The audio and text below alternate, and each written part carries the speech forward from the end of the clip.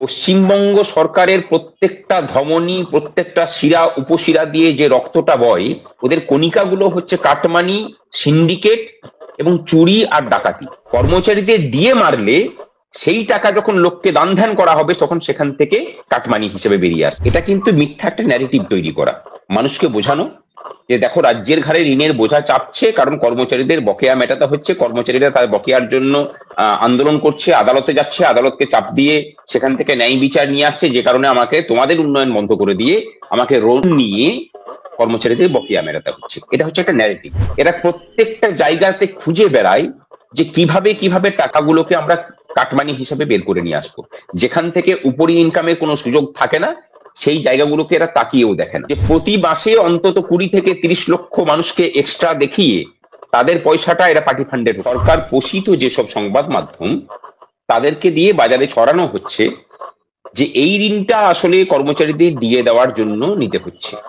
মানে 27 তারিখের মধ্যে সরকার দিয়ে দেবে কিনা সেটার কিন্তু কোনো ঠিক ঠিকানা নেই। তাহলে তার আগে তুমি ঋণ নেওয়ার পরিকল্পনা করছো কেন? কারণ সরকারের যে মানসিকতা, মুখ্যমন্ত্রীর যে মানসিকতা, যদিও তাদের আইনজীবীরা বলে দিয়েছেন যে এই টাকা মিটিয়ে দিতে হবে, এর অন্য কোনো উপায় নেই, তাহলে যে বিশ্বাসটা উনি করছেন যে কর্মচারীদের বকেয়াটা এবারেও আমি মেটাবো না, তাহলে তার জন্য আবার ঋণ নেবেন কেন? উনি ধরেই নিয়েছেন যে এই 25% টাকাটাও আমি দেব না, এটাকে যে কোনো ভাবে হোক টালবাহানা করে আমি চালিয়ে নিয়ে যাব। লক্ষ্মী ভান্ডার আসলে কত কত শতাংশ মানুষ পান, কোন কোন মানুষ লক্ষ্মী ভান্ডার পান, তাদের বাস্তবে অস্তিত্ব আছে কিনা আমরা কিন্তু কেউ জানি না। মানুষকে মাতাল করে রাখার যে বুদ্ধিটা, সেই বুদ্ধিটা এখন উনি রাজ্যের জনগণের উপরে প্রয়োগ করছেন। মদের মধ্যে, নেশার মধ্যে বুঁদ করে রেখে দাও, তাহলে মানুষ আর অধিকারের কথা বলবে না। মাননীয়ার গর্ব এটা, এটাই উনি চেয়েছেন। আমি একদিকে শোষণ করব, আমি একদিকে গোটা রাজ্যের সম্পদগুলোকে লুট করব, আমি এই রাজ্যের ভবিষ্যৎ, এই রাজ্যের শিক্ষা, এই রাজ্যের স্বাস্থ্যের অধিকার সমস্ত কিছুকে ভুলুণ্ঠিত করব আর রাজ্যের মানুষকে মাতাল করে রাখবো। আমরা বলছি দায়িত্ব নিয়ে, আপনার এই যে রাজ্যের মানুষকে অন্ধকারের অতলে ডুবিয়ে রাখার যে নীল নকশা, এটা আর বেশি দিন চলবে না। রাজ্যে কলকারখানা নেই, রাজ্যে বেসরকারি ক্ষেত্রে চাকরির সুযোগ নেই, সরকারি ক্ষেত্রে 6 লক্ষ শূন্য পদ পড়ে আছে, সেখানে সরকারের নিয়োগ করার কোনো বাসনা নেই। এখন জব ভাজছে কারা? উচ্চশিক্ষিত ছেলে মেয়ে যারা চাকরি পায়নি তারা জব ভাজতে বাধ্য হচ্ছে, চায়ের দোকান দিচ্ছে। রাজ্যের এই প্রান্তিক মানুষগুলো কিন্তু ভাবতে হবে যে তাদেরও পেশা কিন্তু সংকটের মুখে পড়ছে। তারাও সরকারের কাছে দাবি করুক যে সবাইকে তার নিজের যোগ্যতা অনুযায়ী কাজের ব্যবস্থাটা সরকার কি করতে হবে।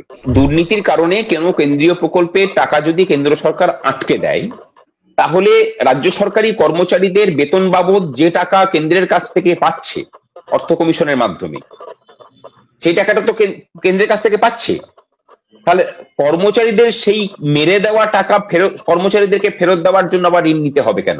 আমরা 2023 সালে মুখ্য সচিবের সাথে বৈঠকে বসেছি, ওই একই রকম ফাটা রেকর্ডের মতো বাজিয়ে গেলেন যে কেন্দ্রের কাছ থেকে অনেক টাকা বকেয়া আছে। সরকারের মানে মতবাদের বিরোধী যারা আছেন তাহলে তারাও কি এক ঐক্যবদ্ধ আছেন? না, আমি বলছি যে না, সেটাও নয়, সেটাও আমরা পুরোপুরি হতে পারছি না বলেই তো পশ্চিমবঙ্গের কর্মচারীদের মধ্যে এত বেশি বিভেদ, এত বেশি ইউনিয়ন, এত বেশি ধারাতে আমরা বিভক্ত। কেন্দ্রের কাছ থেকে কত টাকা বাকি আছে সেই দায়িত্বটা আপনাদেরকে কিচ্ছু করতে হবে না। আমরা রাজ্য সরকারি কর্মচারীরা সাধারণ মানুষকে সাথে নিয়ে আমাদের নিজেদের খরচাতে দিল্লিতে ধর্ণা দিয়ে সেই টাকা আদায় করে নিয়ে আসবো।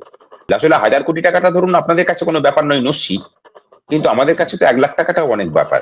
তা আপনারা কাজ করুন, সরকারের পক্ষ থেকে একটা শ্বেতপত্র প্রকাশ করুন, আর কোনো উত্তর কিন্তু উনি দিতে পারেন না। আমাদের অধিকারটা ওই সামগ্রিক যুথবদ্ধ আন্দোলনের মাধ্যমেই আমরা বুঝে নেব। সুপ্রিম কোর্ট অধিকার দিয়েছে 27 তারিখের মধ্যে সরকারকে বকেয়া মিটিয়ে দিতে হবে। সেই বকেয়া আদায় করার জন্য আপনারা বাড়িতেই বসে থাকবেন, বাড়িতে বসে বসে দিন গুনবেন যে কবে আমি আমার আকাঙ্ক্ষিত অধিকারটুকু পাবো, নাকি রাস্তায় নেমে সরকারকে মাথা নত করতে বাধ্য করাবেন, সেটা আপনাদেরকে ঠিক করতে হবে। যে কোনো স্বৈরাচারী সরকারের বিরুদ্ধে যদি আন্দোলন করে কোনো দাবি আদায় করতে হয়, তাহলে আন্দোলনকারীদের মধ্যে একতা খুবই প্রয়োজন। কিন্তু যে কোনো স্বৈরাচারী সরকারই চেষ্টা করে যে সেই আন্দোলনকে প্রতিহত করবার জন্য এই আন্দোলনকারীদের মধ্যে বিভাজন তৈরি। আমরা সন্দেশখালীর ক্ষেত্রে দেখেছি, আমরা অভয়ের ক্ষেত্রে দেখেছি, আমরা এসএসসির ক্ষেত্রে দেখেছি।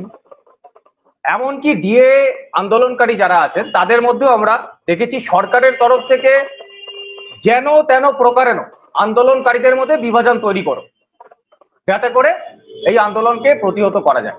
কিন্তু এই চিত্রটা দেখা যায় না কেন বাস্তবের মাটিতে? দেখুন, সেভাবে হয়তো মানে বাস্তবের মাটিতে না দেখতে পাওয়ার কোনো কারণ নেই। কর্মচারীদের যে আন্দোলন চলছে সেই আন্দোলন কিন্তু মানে যূথবদ্ধ আন্দোলনই বলতে পারেন, এর মধ্যে কোনো বিভেদ নেই। হয়তো মত পার্থক্য থাকতে পারে, লড়াইয়ের পথ কিভাবে এগোনো যাবে সেটা নিয়ে আমাদের মধ্যে বিতর্ক থাকতে পারে, কিন্তু সেটা কোনো সময় মতান্তর নয়, এটুকু আমরা নিশ্চিত করতে পারি। সরকারের বিরুদ্ধে যে আমাদের যে লড়াই, সেটা আদালতের ভিতরে হোক আদালতের বাইরে হোক, সেই নিয়ে আমাদের মধ্যে কোনো রকম কোনো বিভেদ নেই, কোনো রকম কোনো মানে বৈরিতা নেই, যাতে করে সরকার কোনো রকম সুবিধা পেতে পারে। এবং অতীতেও সেটা হয়নি, আশা করি ভবিষ্যতেও সেটা হবে না। সামনের যে লড়াই, সেটা আদালতে বলুন বা আদালতের বাইরে বলুন, সেই লড়াইও আশা করি কর্মচারীদের সমস্ত পক্ষ ঐক্যবদ্ধভাবেই নিজেদের সর্বশক্তি নিয়ে সরকারের কাছে, সরকারের বিরুদ্ধে ঝাঁপাতে পারবে। নিজেদের যে অধিকার, মানে যা আমরা চাইছি সেটা আমাদের যা পাওনা তার থেকে বেশি কিছু নয়, বরং আমরা যেমন কমও চাই না, আমরা একদম বেশিও চাই না।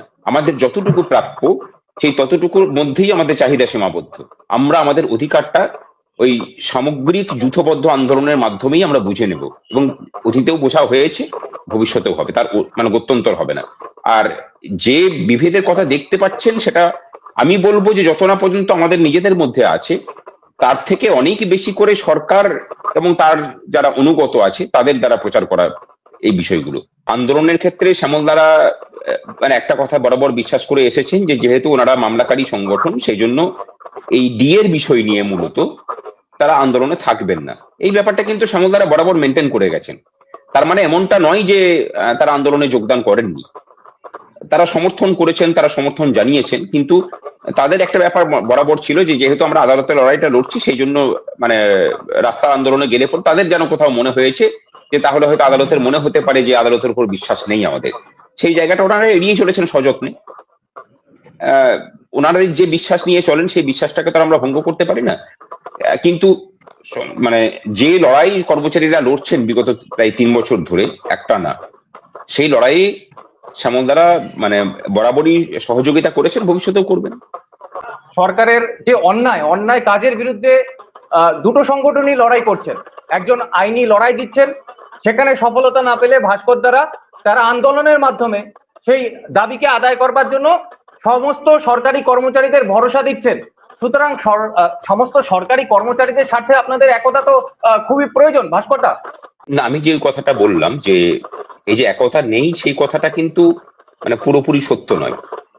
যে কথাটা শ্যামলদা বললেন, সেই কথাটা শ্যামলদা মানে ওটা কর্মচারী আন্দোলনের আর একটা দিক শ্যামলদা উন্মোচিত করলেন আর কি। আমি একটা উদাহরণ দিই। গুজরাট 2016 মানে কেন্দ্রীয় রূপা যখন চালু হলো, রূপা মানে বেতন কমিশন যখন চালু হলো, গুজরাট সরকার সেটাকে লাগু করতে কিছুদিন দেরি করেছিল। গুজরাটে বিজেপি শাসিত সরকার, সেখানকার আরএসএস প্রভাবিত যে কর্মচারী সংগঠন, সমস্ত স্টেট গভর্নমেন্ট এমপ্লয়ি, শিক্ষক, বোর্ড কর্পোরেশন থেকে শুরু করে যারা আছেন সমস্ত কিছুকে 2.5 লক্ষ কর্মচারীকে নিয়ে গুজরাটের রাজধানী অবরুদ্ধ করে দিল। 2 ঘন্টার মধ্যে তাদের প্রতিনিধিদের সাথে মুখ্যমন্ত্রী বৈঠক করে বসে মেনে নিলেন যে 15 দিনের সময় নিলেন, ওই সময়ের মধ্যে আমরা রাজ্যের যে মানে বেতন কমিশন যেটা কেন্দ্র লাগু করেছে সেটাকে আমরা অ্যাডপ্ট করব। আন্দোলনটা করলো করা না আরএসএস এর কর্মচারী সংগঠন। আমি বলতে যেটা চাইছি, যে যেটা শ্যামলদা বললেন হয়তো, যে কর্মচারীদের স্বার্থ রক্ষা করার জন্য যদি ভূমিকা সব থেকে বেশি থেকে থাকে আমাদের রাজ্যের যে মানে দলীয় স্ট্রাকচার, তাতে সরকারি শাসক দলের যে কর্মচারী সংগঠন আছে তাদেরই সেই দায়িত্বটা বেশি করে বর্তায়। ওখানে সরকার দাবি পূরণ না করলে সরকারের বিরুদ্ধে শাসকের অনুগত কর্মচারী সংগঠন প্রশাসন অচল করে, আর আমাদের এখানে তারাই সরকারের হয়ে কর্মচারীদের প্রতিপক্ষ হয়ে দাঁড়ায়। ভিতরে ভিতরে সমর্থন করছেন সেটা অন্য প্রসঙ্গ গেল। এরপরে দ্বিতীয় জায়গাটাতে আসি, যে তাহলে সরকারের মানে মতবাদের বিরোধী যারা আছেন, তাহলে তারাও কি এক ঐক্যবদ্ধ আছেন? না, আমি বলছি যে না, সেটাও নয়। সেটাও আমরা পুরোপুরি হতে পারছি না বলেই তো পশ্চিমবঙ্গের কর্মচারীদের মধ্যে এত বেশি বিভেদ, এত বেশি ইউনিয়ন, এত বেশি ধারাতে আমরা বিভক্ত। এটা যদি না হতো তাহলে অন্যান্য রাজ্যের কর্মচারীদের মতোই আমাদের সুযোগ সুবিধা আমরা ভোগ করতাম। এবং এই যে সুযোগ সুবিধার কথাটা আসছে, আমাদের একটা ধারণা জনমানসে খুব বেশি করে প্রকট হয়ে আছে যে ডিএটা বোধহয় শুধুমাত্র রাজ্য সরকারি কর্মচারীদের একান্তই নিজস্ব বিষয়। এই বিষয়টা হয়তো পরে আলোচনাতে আসবে, আমি সেই জায়গাটাতে যাচ্ছি না। তবুও বলা যায় যে কর্মচারীদের যে ঐক্যবদ্ধ পক্ষ যারা বিরোধী পরিসরে আছেন, মানে সরকারের একদম কট্টর মুষ্টিমেয় কিছু সংখ্যক বাদ দিয়ে, সেই সংখ্যাটা কিন্তু মোটের উপর ঐক্যবদ্ধ, সেটা নিয়ে কোনো বিরোধ নেই। এবার সবাইকে মঞ্চে দেখতে পাচ্ছেন কি না পাচ্ছেন সেটা ব্যাপার নয়, সমর্থনটা সকলেরই থাকছে। মানে সকলেই এই ঐক্যবদ্ধভাবেই বিরোধী পরিসরে থাকা কর্মচারী সংগঠনগুলো কিন্তু ঐক্যবদ্ধভাবেই আমরা আন্দোলন করছি এবং কর্মসূচিগুলো নিচ্ছি। সরকারকে আপনারা তো মানে আপনাদের ডিএর টাকা দিতে হচ্ছে, ডিএর টাকা দিয়ে উন্নয়ন করবে বলছিলেন অভিরূপ সরকার, যার জন্য বাধ্য হচ্ছেন মুখ্যমন্ত্রী লোন নিতে, কি বলবেন? দেখুন, যে কথাটা শ্যামলদা বললেন, আসলে এই রাজ্য সরকার এবং মুখ্যমন্ত্রীর মতো ভালো ন্যারেটিভ তৈরি করার লোক ভারতবর্ষে বিরল। ভারতবর্ষ কেন, এখন বর্তমান পৃথিবীতেই কেউ বিরল। হয়কে নয় এবং নয়কে হয় করাতে গোটা পৃথিবীতে ওনার যদি মেলা ভার। ধরুন, এই যে মানে আদালত রায় দিয়েছে যে 2009 রূপা বাবদ কর্মচারীদের যে বকেয়া আছে, সেই অ্যাকুমুলেটেড বকেয়ার 25% তুমি মিটিয়ে দাও। তারপরে ঋণ নেওয়ার আবেদন হয়েছে এবং সরকার পোষিত যেসব সংবাদ মাধ্যম, তাদেরকে দিয়ে বাজারে ছড়ানো হচ্ছে যে এই ঋণটা আসলে কর্মচারীদের দিয়ে দেওয়ার জন্য নিতে হচ্ছে। 27 তারিখে লাস্ট ডেট, তার মাঝখানে নোটিফিকেশন বেরোনোর ছিল। মানে 27 তারিখের মধ্যে সরকার দিয়ে দেবে কিনা সেটার কিন্তু কোনো ঠিক ঠিকানা নেই। তাহলে তার আগে তুমি ঋণ নেওয়ার পরিকল্পনা করছো কেন? কারণ সরকারের যে মানসিকতা, মুখ্যমন্ত্রীর যে মানসিকতা, যদিও তাদের আইনজীবীরা বলে দিয়েছেন যে এই টাকা মিটিয়ে দিতে হবে, এর অন্য কোনো উপায় নেই, জায়গাটাকে ধরার চেষ্টা করছি। উনি ধরেই নিয়েছেন যে এই 25% টাকাটাও আমি দেব না, এটাকে যে কোনো ভাবে হোক তাল বাহানা করে আমি চালিয়ে নিয়ে যাব, যদিও সেটা হওয়ার নয়। তাহলে যে বিশ্বাসটা উনি করছেন যে কর্মচারীদের বকেয়াটা এবারেও আমি মেটাবো না, তাহলে তার জন্য আবার ঋণ নেবেন কেন? এটা কিন্তু মিথ্যা একটা ন্যারেটিভ তৈরি করা, মানুষকে বোঝানো যে দেখো রাজ্যের ঘাড়ে ঋণের বোঝা চাপছে কারণ কর্মচারীদের বকেয়া মেটাতে হচ্ছে, কর্মচারীরা তার বকেয়ার জন্য আন্দোলন করছে, আদালতে যাচ্ছে, আদালতকে চাপ দিয়ে সেখান থেকে ন্যায় বিচার নিয়ে আসছে, যে কারণে আমাকে তোমাদের উন্নয়ন বন্ধ করে দিয়ে আমাকে লোন নিয়ে কর্মচারীদের বকেয়া মেটাতে হচ্ছে। এটা হচ্ছে একটা ন্যারেটিভ।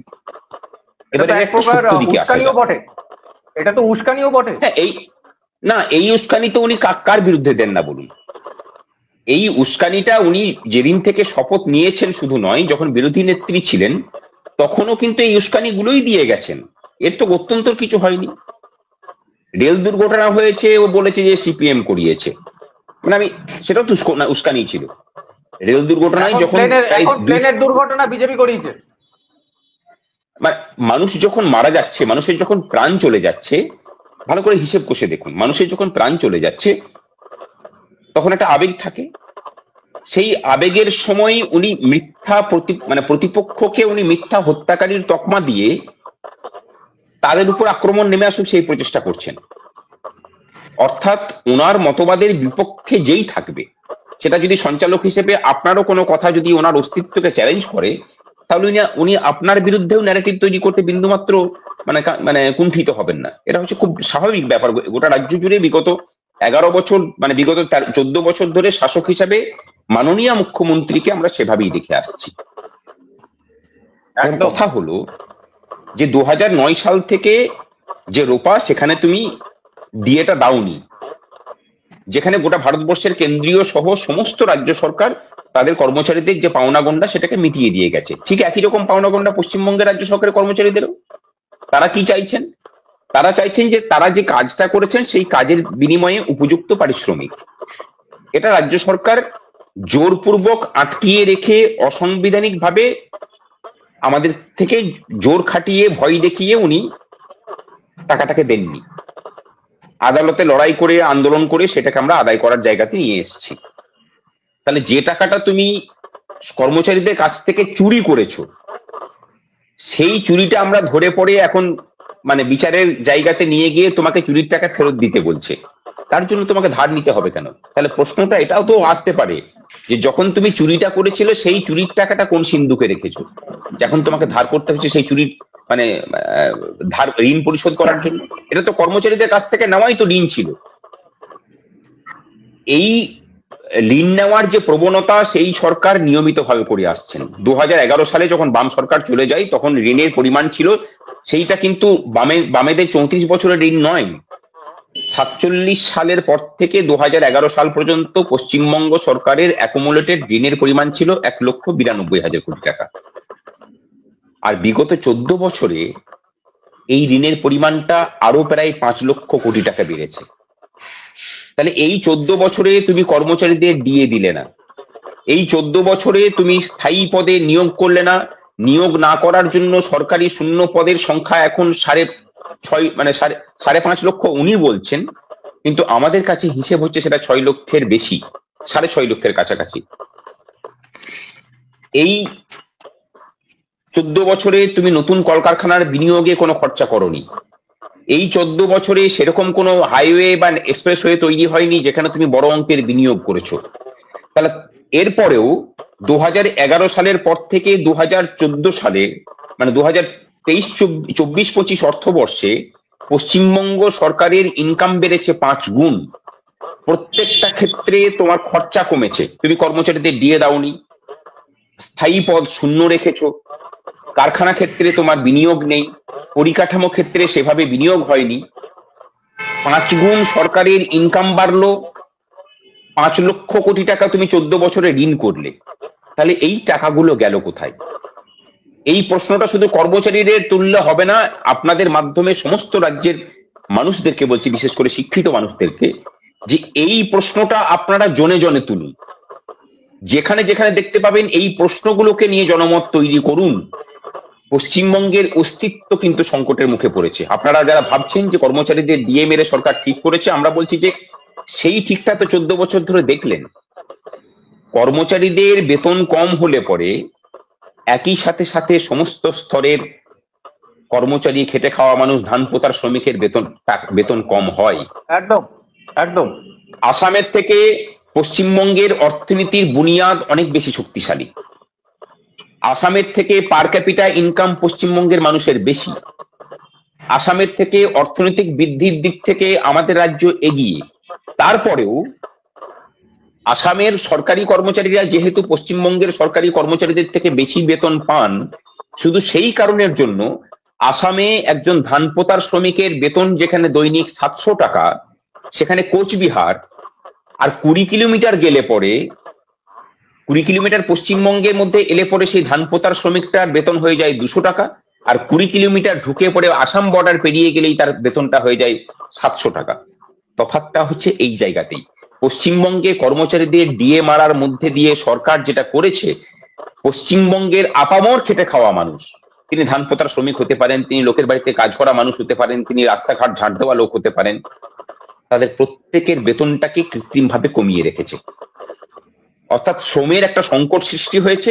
এই সৃষ্টি থেকে যদি আমরা বেরোতে না পারি, মানুষের হাতে পয়সা আসবে না, লিকুইড মানি মানুষের হাতে আসবে না। প্রত্যেকটা গ্রামে গ্রামে কোটিপতি তৈরি হবে, একটা শ্রেণীর বুজুয়া তৈরি হবে, সাধারণ মানুষের হাতে পয়সা থাকবে না। পশ্চিমবঙ্গ আর্থিক দুর্ভিক্ষের দিকে এগিয়ে যাবে যেভাবে এখন চলেছে। এটাকে যদি রক্ষা করতে হয় তাহলে প্রত্যেকটা ক্ষেত্রের, শুধু কর্মচারীদের নয়, যারা অস্থায়ীভাবে চাকরি করছেন তাদেরও যেমন ন্যায্য মজুরির জন্য আমরা যারা স্থায়ী পদে চাকরি করছি আমাদেরকে লড়াই করতে হবে, আমাদেরও ন্যায্য পাওয়ার জন্য সবাইকে সম্মিলিত হয়ে লড়াইটা করতে হবে। এই লড়াইটা দিতে না পারলে পশ্চিমবঙ্গ বাঁচবে না। আমাদের কর্মচারীরা সংগ্রামী যৌথ মঞ্চ কর্মচারীদের ডিএর জন্য লড়ছে না, এটা খুব পরিষ্কার করে জানিয়ে রাখি। আমাদের অনেকগুলো দাবির মধ্যে একটা দাবি এটা। তার থেকে বেশি করে আমরা লড়ছি এই রাজ্যের সমস্ত স্তরের খেটে খাওয়া মানুষের সঠিক শ্রমের মূল্যের জন্য পশ্চিমবঙ্গের বাঙালি মানুষ তার শ্রমের সঠিক মূল্য পাক, এটা হচ্ছে সংগ্রামী যৌথ মঞ্চের 1 নম্বর এজেন্ডা। সেটাকে পূর্ণ করার জন্য কর্মচারীদের ডিএটা হচ্ছে ম্যান্ডেটরি। কর্মচারীরা ঠিকমতো ডিএ না পেলে এটা আদায় হয় না। আমি একটা ছোট্ট উদাহরণ দিয়ে আমি শেষ করছি। ধরুন একটা অফিস, বেসরকারি মানে সরকারি কোম্পানির অফিস, প্রত্যেকটা অফিসে একজন করে রিসেপশনিস্ট থাকেন। ধরুন তিনি গ্রুপ ডি কর্মচারী, তিনি ডিএটা পেলে পরে তার স্টার্টিং স্যালারি যদি 40,000 টাকা হয়ে থাকে, তাহলে এই বেসরকারি কোম্পানিতেও যিনি রিসেপশনিস্ট আছেন তার বেতনটা খুব কম করে হলেও 20,000 টাকার নিচে কিন্তু দিতে পারবে না, কোম্পানি দিতে পারবে না। পশ্চিমবঙ্গ সরকার যেটা করেছে, ওই স্থায়ী পদের গ্রুপ ডি কর্মচারীটাকে হাফ বেতনে চাকরি করাচ্ছে, অর্থাৎ তাকে দিচ্ছে 22,000 টাকা, তার পাওয়ার কথা ছিল 40,000 টাকা। ঠিক একই রকম ভাবে ওই বেসরকারি কোম্পানিও কিন্তু তাকে 20,000 টাকার জায়গায় তাকে 9,000 টাকা দেবে, অর্থাৎ শ্রমটাই আলটিমেটলি সস্তা হয়ে গেল। পশ্চিমবঙ্গের মানুষকে যদি সঠিক শ্রমের মূল্যের অধিকার যদি পাইয়ে দিতে হয়, তাহলে গোটা পশ্চিমবঙ্গবাসীকে সচেতন ভাবেই এই আন্দোলনে যোগ দিতে হবে, এছাড়া অন্য কোনো গত্যন্তর নেই। একদম ভাস্করের সরকারি, আমি আমি আমি একটু বলি স্যার, হচ্ছে আমার আপনার অর্থ ঢালাও মানে অনিয়ম, অব্যবহার, মানে অপ্রয়োজনীয় ভাবে খরচ করা হচ্ছে যেটা প্রয়োজন নয়। 2 নম্বর হচ্ছে এই খরচ এর মাধ্যমে এই যে মদের কথা বলেন, মদের দোকান বা এই যে মানে অপ্রয়োজনীয় ভাবে যুব সমাজকে যে যেন তেন প্রকারেণ ক্ষতির দিকে ঠেলে দেওয়া, মানে আমি বলছি এটা কতদিন চলবে? তার তো একটাই উত্তর, যতদিন এই সরকার মানে রাজ্যের জনগণ রাখবে। ধরুন যিনি বলেন যে মদ বিক্রি না হলে রাজ্যটা চলবে কিভাবে, আমাদের পাশের রাজ্য বিহার, সেখানে মদ বিক্রি নিষিদ্ধ, মানে মদ থেকে সরকারের ইনকাম হচ্ছে 0। তাহলে বিহার রাজ্যটা চলছে কিভাবে? আমাদের মতো প্রাকৃতিক সম্পদ কিন্তু বিহারে নেই, মানে খনিজ সম্পদের কথা বলছি। বালি থেকে ঝাড়খণ্ড সরকার যে ইনকাম করে, বালির যে রয়্যালটি থেকে, আমাদের রাজ্যের ইনকাম তার থেকে বহু গুণে কম, অথচ বালির উত্তোলন অনেক বেশি হয়। বালি বলুন, পাথর বলুন, কয়লা বলুন, সমস্ত কিছুই। তার কারণ এখানে চুরি হয় বেশি। যেগুলোতে সৎভাবে সরকার কারোর ক্ষতি না করে প্রাকৃতিক সম্পদকে কাজে লাগিয়ে রেভিনিউ জেনারেশন করতে পারে, সেই জায়গাগুলোতে কোনো নজর নেই, কারণ সেইগুলো থেকে কাটমানিটা আসে। আর মদের ব্যবসায় এখন বকলমে ওনার পরিবারই কন্ট্রোল করছেন, যে কারণে মদ বিক্রিতে এত বেশি উৎসাহ। এর আরো একটা কারণ অবশ্য আছে। আমার বাড়িটা হচ্ছে কলিয়ারি এলাকা দিয়ে, তা সেখানে যখন কোম্পানির আমলে, মানে যখন কলিয়ারি জাতীয়করণ হয়নি আর কি, তার আগে কি হতো, মানে খুব কষ্টসাধ্য একটা কাজ, তখন তার যন্ত্র এত ব্যবহার ছিল না, সমস্তটাই মানে পরিশ্রম দিয়ে কয়লাটাকে নিচে থেকে কেটে নিয়ে আসতে হতো। সারাদিনের এই পরিশ্রমটাকে ভুলিয়ে দেওয়ার জন্য প্রত্যেকটা কলিয়ারিতে কিন্তু বিনা পয়সায় মদের ব্যবস্থা ছিল। এর দুটো কারণ ছিল। এক, সারাদিন আমি যা পরিশ্রম করলাম তার উপযুক্ত পারিশ্রমিক পেলাম কিনা, সেই ব্যাপারটা মনের মধ্যে যাতে প্রশ্ন চিহ্ন না আসে, প্রশ্নটাই যাতে না আসে, তার জন্য কাজ শেষ হবে, তাকে মদের গ্লাস ধরিয়ে দাও, সে খেয়ে পড়ে, কাজ শেষ হলো, মাতাল হয়ে পড়ে থাকুক, তার অধিকার ভুলে যাক। এই রাজ্য সরকার কিন্তু এই একই কাজটাই করছে। এর যে বুদ্ধি, মানে এই যে মাথাতে এখন উপদেষ্টা করে রেখে দিয়েছেন বিভিন্ন মানে ব্যক্তিবর্গ, 2.5 লাখ 3 লাখ টাকা করে তাদেরকে ডবল ডবল চাকরিতে রেখেছেন। ঘটনাচক্রে তার বাড়িটাও কিন্তু আমাদের পাশের গ্রামে। সুতরাং এই কলিয়ারি এলাকার মানুষকে মাতাল করে রাখার যে বুদ্ধিটা, সেই বুদ্ধিটা এখন উনি রাজ্যের জনগণের উপরে প্রয়োগ করছেন। প্রত্যেকটা মানুষকে অধিকার থেকে বঞ্চিত করে রাখো, এবং এই অধিকার নিয়ে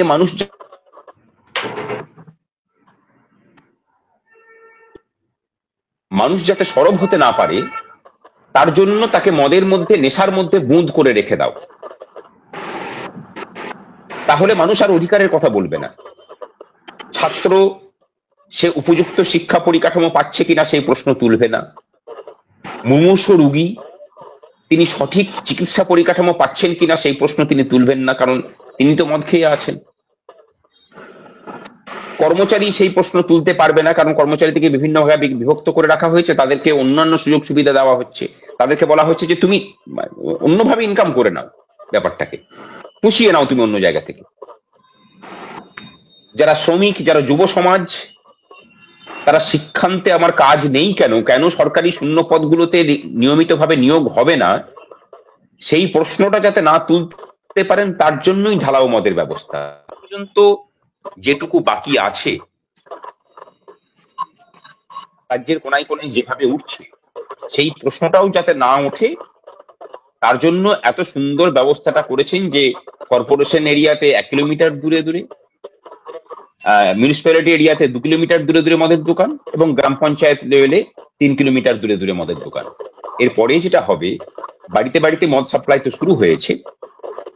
মোটামুটি বাঙালি জাতির মদ খাওয়ার মানে পার ক্যাপিটা মদ খাওয়ার পরিমাণ এখন দেশের মধ্যে শীর্ষে।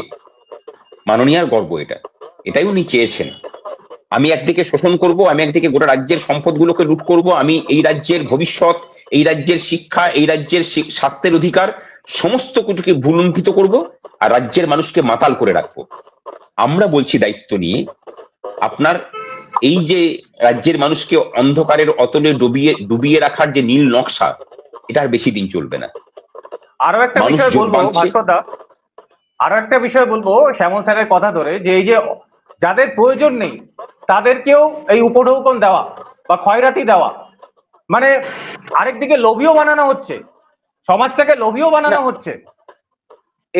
এটা তো অন্য একটা ধরনের সংকট, একটু বুঝতে হবে। ধরুন এই যে রিক্সা চালানোর কাজ বা টোটো চালানোর কাজ, আমরা কোনো কাজকে ছোট করছি না, কিন্তু আমি ব্যক্তিগতভাবে কোনো কাজকে ছোট মনে করি না, এবং যে কাজটা মনে করি যে কাজটা করবেন সেটাকে একদম ভালোবেসে করা প্রয়োজন, যেটা অভ্যাস করাটা প্রয়োজন। আমি যদি রাস্তাও ঝাঁট দিই, আমার মতো রাস্তা ঝাঁট দেওয়ার লোক যেন আর খুঁজে পাওয়া না যায়, সেইভাবেই কাজটা করা উচিত। কিন্তু তথাপি কতগুলো প্রশ্ন আমরা তুলছি। ধরুন যে পুঁথিগত শিক্ষা খুব বেশি করে পেল না, তার সামনে ইনকাম জেনারেশনের খুব বেশি রাস্তা নেই, সেই ছেলেটি টোটো চালিয়ে খাটবেন, মানে তার যা যোগ্যতা সেই অনুযায়ী তার জন্য এই কাজটা নির্দিষ্ট হয়ে আছে। এবার ধরুন রাজ্যে কলকারখানা নেই, রাজ্যে বেসরকারি ক্ষেত্রে চাকরির সুযোগ নেই, সরকারি ক্ষেত্রে 6 লক্ষ শূন্য পদ পড়ে আছে, সেখানে সরকারের নিয়োগ করার কোনো বাসনা নেই। তাহলে যে ছেলেটি মাস্টার ডিগ্রি পাশ করলো বা ইঞ্জিনিয়ারিং পাশ করলো, তারপরেও সে কাজ না পেয়ে কি করছে, টোটো চালাচ্ছে।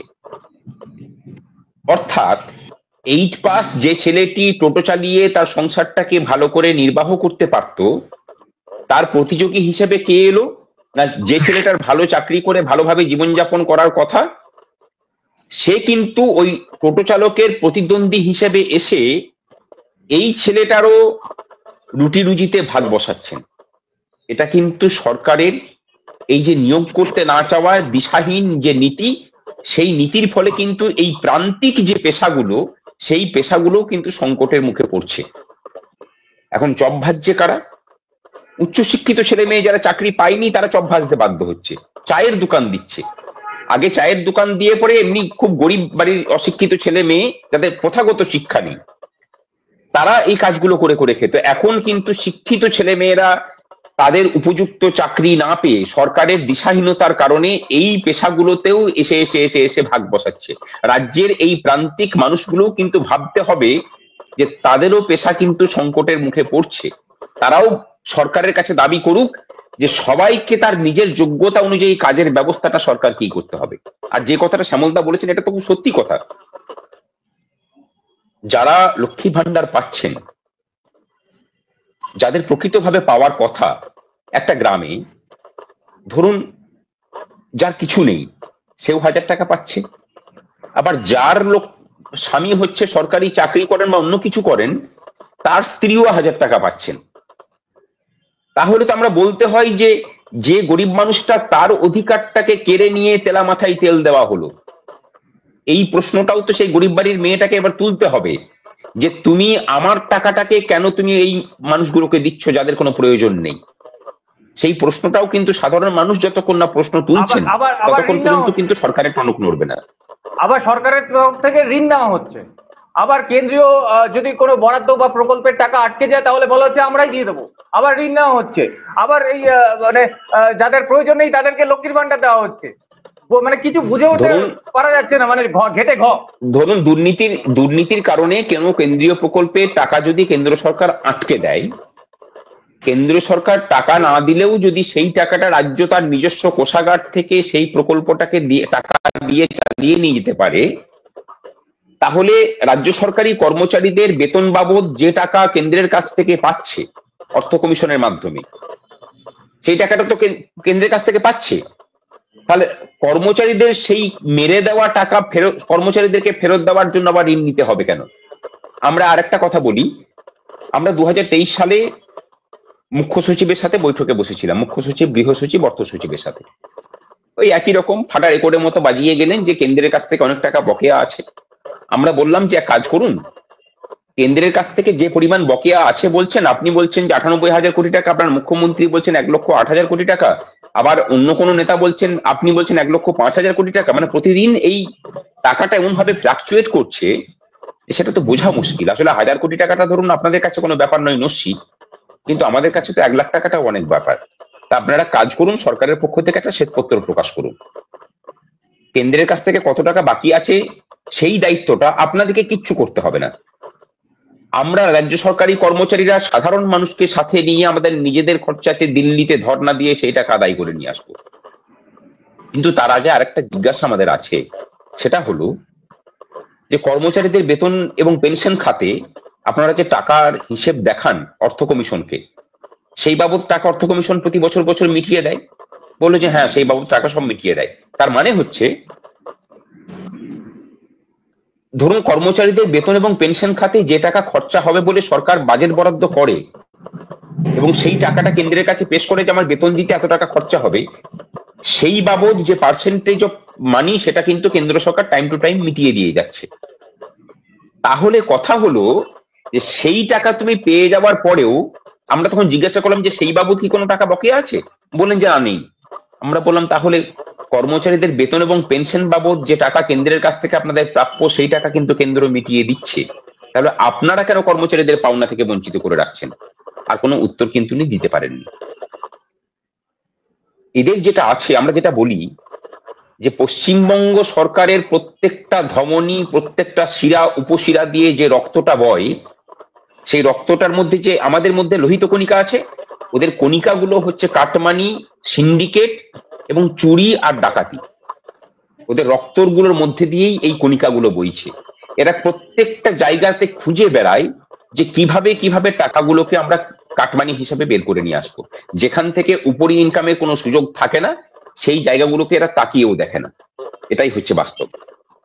কর্মচারীদেরকে বেতন এবং পেনশন বাদে সঠিক পরিমাণ টাকাটা মিটিয়ে দিলে সেখান থেকে কোনো কাটমানি পাওয়া যায় না, কিন্তু কর্মচারীদের দিয়ে মারলে সেই টাকা যখন লোককে দান ধ্যান করা হবে তখন সেখান থেকে কাটমানি হিসেবে বেরিয়ে আসে। আমরা কেউ জানি না যে লক্ষ্মী ভান্ডার আসলে কত শতাংশ মানুষ পান, কোন কোন মানুষ লক্ষ্মী ভান্ডার পান, তাদের বাস্তবে অস্তিত্ব আছে কিনা আমরা কিন্তু কেউ জানি না। দেখা যাবে, আমাদের আশঙ্কা যে প্রতি মাসে অন্তত 20 থেকে 30 লক্ষ মানুষকে এক্সট্রা দেখিয়ে তাদের পয়সাটা এরা পার্টি ফান্ডে ঢোকায়, লক্ষ্মী ভান্ডারের টাকা। 1 ফেব্রুয়ারি থেকে আপনাদের সংগ্রামী যৌথ মঞ্চ তৈরি হয় এবং আমার সাংবাদিকতা শুরু আপনাদের ওই মঞ্চ থেকেই। মানে আপনাদের সংগ্রামী যৌথ মঞ্চের বয়স যা, আমার সাংবাদিকতার অভিজ্ঞতা একই। ওইখান থেকে আমাকে একজন নিয়ে গেছে, সাংবাদিকতা করবি, কিরণ দা তার নাম, ইভিএম নিউজের।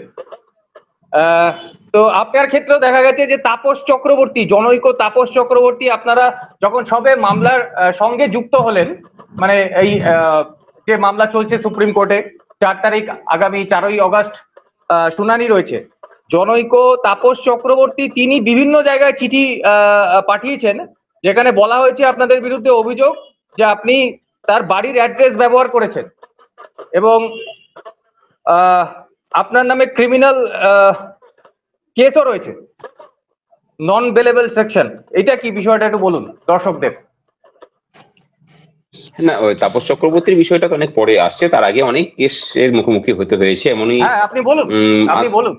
আহ, আন্দোলন করতে এটা গিয়ে সম্প্রতি আমি বলছি। ডোরিনা ক্রসিং থেকে গ্রেপ্তার করলো। সেখানে পরের দিন বললো যে আমরা নাকি পুলিশের গায়ে জল ঢেলে দিয়েছিলাম। তা জল ঢালাটাও অপরাধ আর কি, যদিও কিছু করিনি। মানে তারপরে শ্লীলতাহানির অভিযোগ, গর্ভবতী মহিলার, যাকে আমি চিনি না, কোনোদিন দেখিও নি, তার নাকি বাচ্চা নষ্ট করে দেওয়া, সব নানা রকমের অভিযোগ আহ, মানে এসেছে।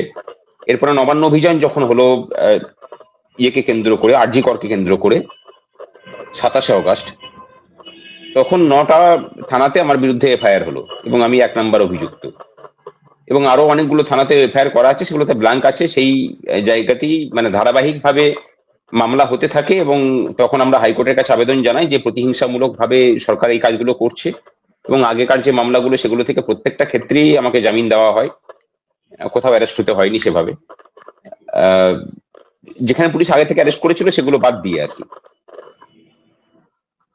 হাইকোর্টও দেখেছে যে হ্যাঁ এটা প্রতিহিংসামূলক, তখন হাইকোর্ট নির্দেশ দেয় যে হাইকোর্টের নির্দেশ ছাড়া আমার বিরুদ্ধে, মানে হাইকোর্টের অনুমতি ছাড়া আমার বিরুদ্ধে কোনো নতুন করে এফআইআর সরকার করতে পারবে না। এবং সেই সুরক্ষা কবচ আমার এখনো পর্যন্ত বহাল আছে, চলছে এখন ওটাও। আর যেটা তাপস চক্রবর্তী কথা বললেন, উনি আমাদের সংগ্রামী যৌথ মঞ্চেরই একজন আহ্বায়ক ছিলেন একদম প্রথম দিকে। আমাদের আন্দোলন শুরু হয় 27, মানে এই যে লাগাতার আন্দোলনটা, সংগ্রামী যৌথ মঞ্চের পথ চলা শুরু হয় 2022 সাল থেকে। 11ই জুন 2022 সাল এখান থেকে শুরু হয় আমাদের। কিন্তু আমাদের শহীদ মিনারে যে লাগাতার অবস্থান, সেটা 27 জানুয়ারি 2023 সাল থেকে শুরু হয়। তারপরে উনি সংগ্রামী যৌথ মঞ্চ ছেড়ে চলে যান। ওনার বাড়ির অ্যাড্রেসটাই আমরা প্রথমে অ্যাড্রেস হিসেবে ইউজ করতাম। পরে আমাদের শৈবাল সরকার, বর্তমানে যিনি ক্যাশিয়ার আছেন, তার ঠিকানাটা আমরা, তার ঠিকানাতে আমাদের অফিস আছে এখন বর্তমানে। সম্পূর্ণ উদ্দেশ্য প্রণোদিত ভাবেই এটা করা হয়েছিল আর কি। যে কেস আমরা ফাইল করিনি, সেই কেসের সেটা একটা ইয়েও হয়নি, সেইটাকে দেখিয়ে পরেই তিনি বাজারে বলতে শুরু করেন যে আমরা নাকি তার অনুমতি বিনাই আমরা তার ঠিকানাটা ব্যবহার করেছি। যদিও পরে যে মামলার ফাইল হয়েছে সেখানে তার অ্যাড্রেসটাই নেই। মানে মিথ্যা অভিযোগ তো এগুলো চলছে, এসবের সাথে আমরা মানে ইয়ে হয়ে গেছি। সরকার যা ইচ্ছা করতে পারে, কোনো অসুবিধা নেই, কিন্তু এই লড়াইয়ে সরকারকে 1 ইঞ্চি জমিও আমরা ছাড়তে রাজি নই, এটা মানে স্পষ্টতই ঘোষণা করছি। এবং সেটাকে নিয়ে সরকার, মানে রাজ্যের মানুষ দেখছেন, বিগত 3 বছর ধরে প্রায় আমাদের হতে চললো, আমরা লড়াইটা চালিয়ে যাচ্ছি। আর পূর্বেও যেমন সরকারকে কোনো রেয়াত করা হয়নি, ভবিষ্যতেও হবে না। এবং এই আন্দোলন আরো তীব্রতর হবে। আগামী কিছুদিনের মধ্যেই আমরা আন্দোলনের রূপরেখা ঘোষণা করতে চলেছি, দেখতে পাবেন। সংগ্রামী যৌথ মঞ্চ ভাস্করদা তৈরি হয়েছিল এই প্রতিশ্রুতি দিয়ে যে সংগ্রাম করে আমরা দাবি আদায় করে আনবো। এখন এই সময় দাঁড়িয়ে কি বলবেন সরকারি কর্মচারীদের উদ্দেশ্যে? আপনি যে কথাটা বললেন যে একটা বড় অংশের কর্মচারী, পেনশনার, তারা সত্যি করেই হতাশ যে কই সুপ্রিম কোর্টের রায় হলো, তারপরেও তো দিল না। তাদের উদ্দেশ্যে করজোরে একটাই কথা, আদালতের নিজস্ব সৈন্যবাহিনী নেই। আদালত সংবিধান মেনে চলা একটা প্রতিষ্ঠান, সে বিচার দিতে পারে। বিচারকে বাস্তবায়িত করার দায়িত্ব, বিচারের সুবিধা যারা পাবেন তাদের। সুপ্রিম কোর্ট অধিকার দিয়েছে 27 তারিখের মধ্যে সরকারকে বকেয়া মিটিয়ে দিতে হবে। সেই বকেয়া আদায় করার জন্য আপনারা বাড়িতেই বসে থাকবেন, বাড়িতে বসে বসে মানে দিন গুনবেন যে কবে আমি আমার আকাঙ্ক্ষিত অধিকারটুকু পাবো, নাকি রাস্তায় নেমে সরকারকে মাথা নত করতে বাধ্য করাবেন, সেটা আপনাদেরকে ঠিক করতে হবে। আইনের লড়াইটা তো সেটা তো চলবেই, এর পরিপ্রেক্ষিতে আইনের আদালতের ভিতরে যে লড়াই, সেই লড়াইটা তো লড়বে সকলে, সেখানে তো সকলের যোগদানের প্রয়োজন নেই, কিন্তু রাস্তার লড়াইয়ের যোগদান কিন্তু সকলকে করতে হবে। এই বাঙালি কর্মচারীদের মধ্যে বীরভাব জেগে উঠুক। আপনাদের কাছে, সকলের কাছে অনুরোধ যে একটু অন্তত বীরত্ব নিয়ে আসুন। আপনাদের অধিকারের স্বীকৃতি, যেটা এতদিন পাওয়া যাচ্ছিল না, কোর্ট দিয়েছে, সুপ্রিম কোর্টও কিন্তু দিয়েছে। এরপরে সেই অধিকারকে বাস্তবায়িত করার জন্য যদি আপনারা পথে নামেন, সেটা কোনো বেআইনি কাজ হবে না, সেটা আইনসঙ্গত কাজ হবে। সুপ্রিম কোর্টের রায়কে বাস্তবায়িত করার জন্য আমরা পথে নামছি। আপনারা পথে নামুন, আমরা ডাক দিতে চলেছি, সকলে রেডি হয়ে আসুন। এখানে ছেলে ছোকরাদের কোনো ব্যাপার নয়, সমস্ত পেনশনার সহ সকলকেই সমস্ত বিভেদ ভুলে আমরা পথে নামার ডাক দিচ্ছি। আদালতের লড়াই যেমন ভাবে চলছে সেভাবেই চলবে। সেখানে রাজ্য সরকারকে যত রকম ভাবে চেপে ধরার কাজ আমরা করব, সেই কাজ করবই, কিন্তু মানে রাস্তার যে লড়াই, যুগপথ, সেটাকেও চালাতে হবে। আসুন দাবিটাকে অর্জন করে নি, দয়া নয়, অধিকারটা অর্জন করে নিতে হয়, অধিকার অর্জনের জিনিস।